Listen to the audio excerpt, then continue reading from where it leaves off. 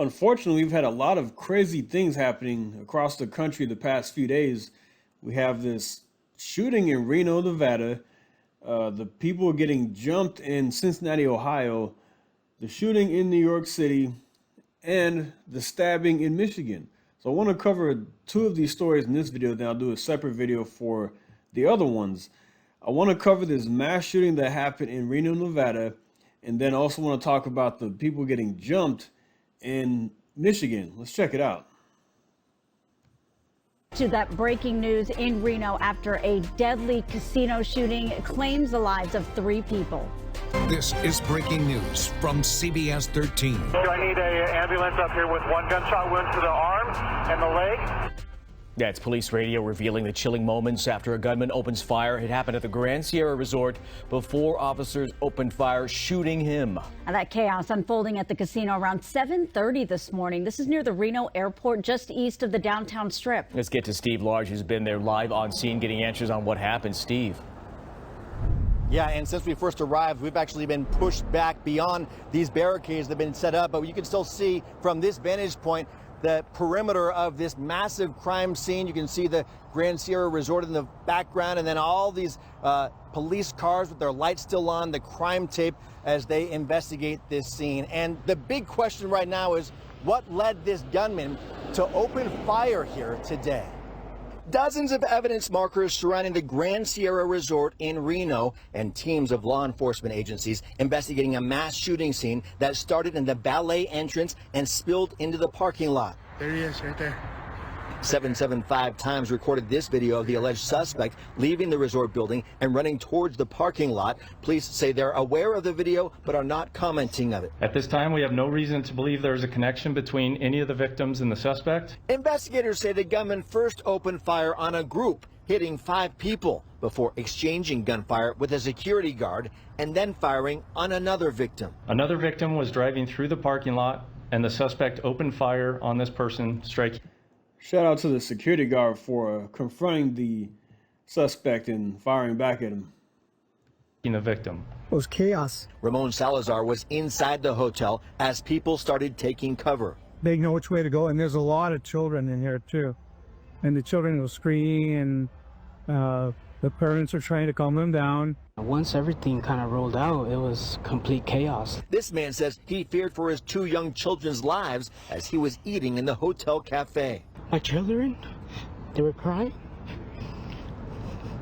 and there was no response from the people that are supposed to come and help us. The Sierra Grand Resort issued a statement reading in part, "We are heartbroken by the senseless violence that occurred in our parking area earlier today. Our thoughts are with the victims and all those affected by this tragic incident." Police say the entire shooting scene lasted 4 minutes before the suspect was taken into custody. Gunfire.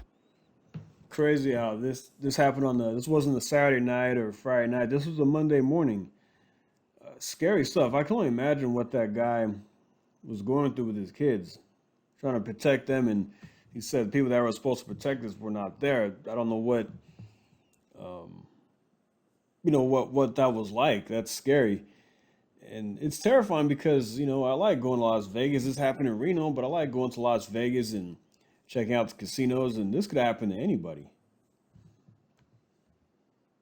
Violence outside Reno's Grand Sierra Resort, and another investigation into a deadly mass shooting tragedy.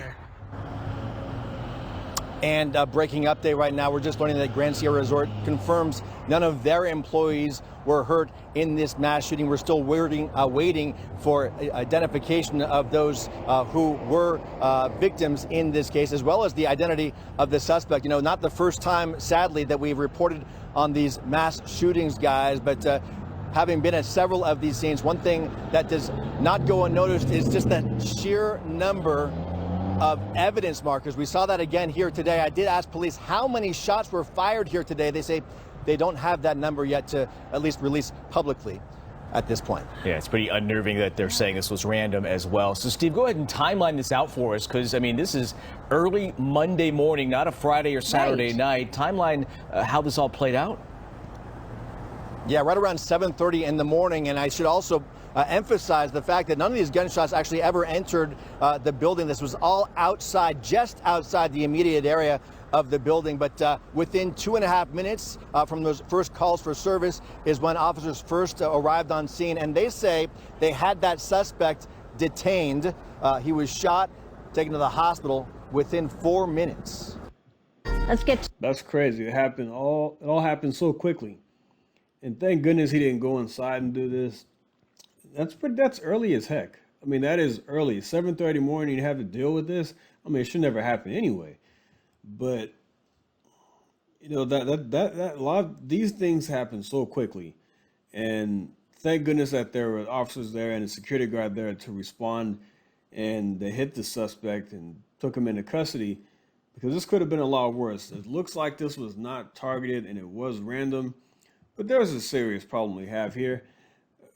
People are mentally unstable. Anybody who does this is mentally unstable, and it's scary to think about because, like I said, I like going to Vegas, you know, and going to the casinos, and you just have to be, you can't live in a bubble. You can't just lock yourself inside of your home because of what may happen outside. But you have to be aware and be prepared for these types of situations. It's just sad stuff. And I want to talk about this incident that happened in Cincinnati, Ohio, with people getting jumped by a mob of people. Totally unfair, totally uncalled for. Let's check it out. Welcome back. We're about to show you some disturbing video. It's going viral on X. It shows a crowd beating a man and then a woman on the streets of Cincinnati, Ohio. Here's how it started. And again, this is a tough watch.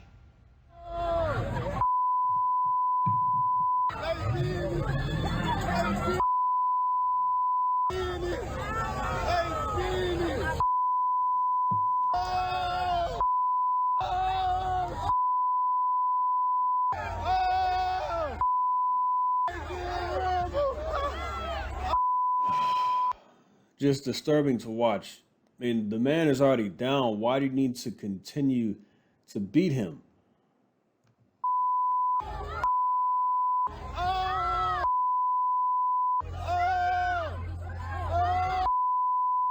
All right, and as if that wasn't brutal enough, the next clip shows a man knock a woman out. It's unbelievable. Watch.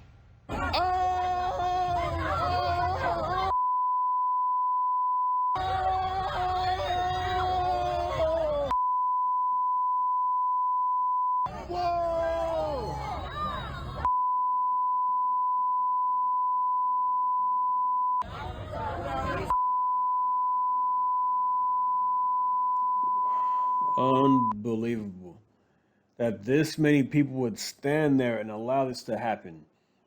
Look, I don't care. Look, there are people saying, well, maybe somebody said something, you know, what was said and alcohol is involved. There is no reason for a group of people to jump and sucker punch two people, a man and a woman. There, I mean, what person's right mind is that okay? Obviously, they think it's okay. And I've been sucker punched before. I'm not going against the details, but there was no reason for that guy to come up behind me and hit me in the face as hard as he did. It was a complete sucker punch. And I was not posing any threat to him at that moment. For one, the whole situation was started by him and his group that he was with. And it was totally uncalled for. And he ran off like a little coward and jumped into the car and they took off. And on top of that, while I was on the floor, I got kicked in the face by a woman that was with the group. I mean, totally unnecessary. It's also disturbing. Everything around it, from the carnival atmosphere, the cheering on, the cursing, and of course, the violence. It's so disturbing it got the attention of Vice President J.D. Vance. He said this when asked about it during a stop in Ohio today. Because you had a grown man who sucker punched a middle-aged woman. That person ought to go to jail for a very long time, and frankly, he's lucky there weren't some better people around because they would have handled it themselves. And the only way to destroy that street violence is to take the thugs who engage in that violence and throw their in prison. All All right, police have identified 4 potential suspects so far, but one of the most disturbing parts of this, as I mentioned, is how many people just stood around, watched, not calling 911. What country? I can see what city, I know what state, what country are we living in? Joining me now is Ken Cover, president of Cincinnati's Fraternal Order of Police. And I appreciate you being here with us, and it's not to insult your city, but this is intolerable. It doesn't belong on any American street.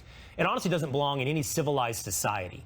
And I saw a quote by you, Ken, where you said, what you see in this video and the behavior around there is people that fear no repercussions. Tell me why they would fear no repercussions.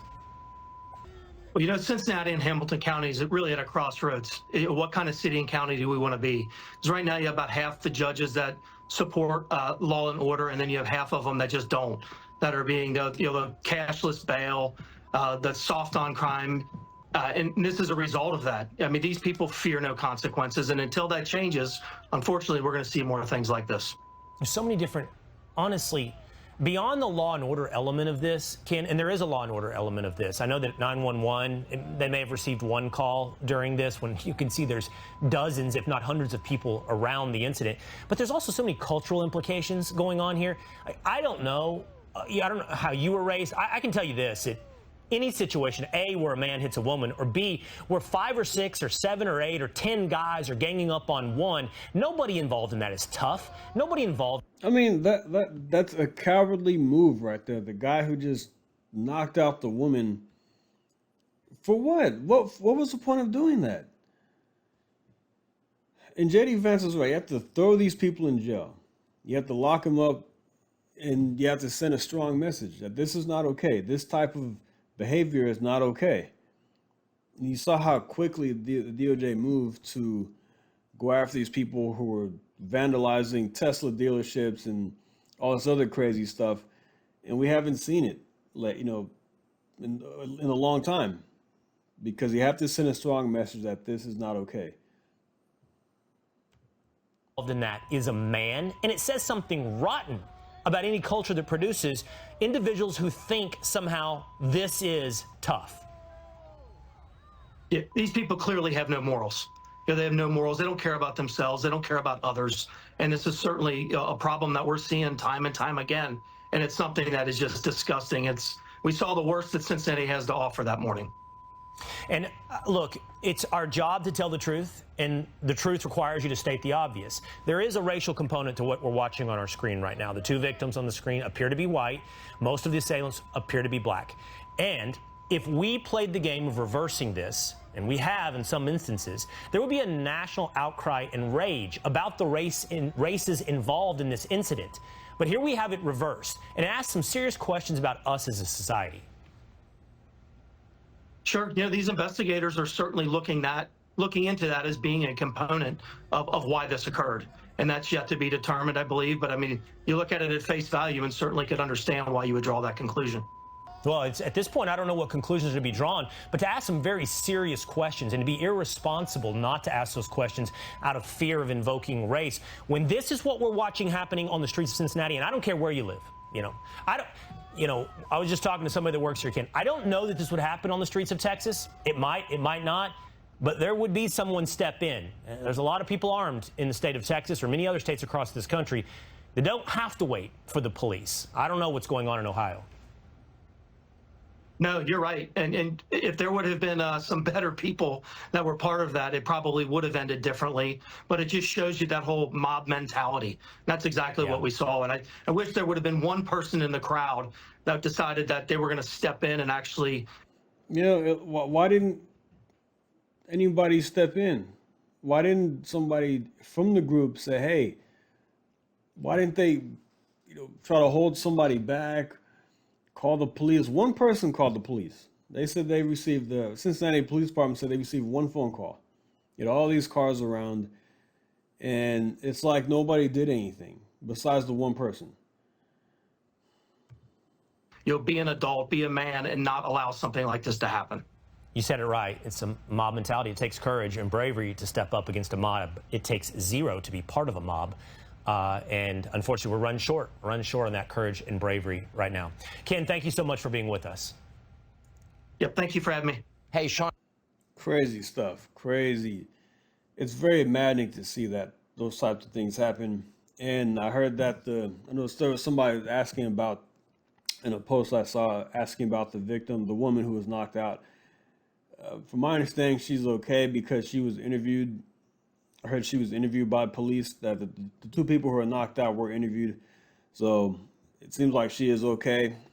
But it could have been a lot worse. What if she hit her head and what if she never woke up? She could have died. And I don't know. It's crazy going into these big cities and hanging out downtown areas because you never know what to expect. You know, personally, I don't go to bars or clubs anymore. I don't really go to places where these types of things are prone to happen.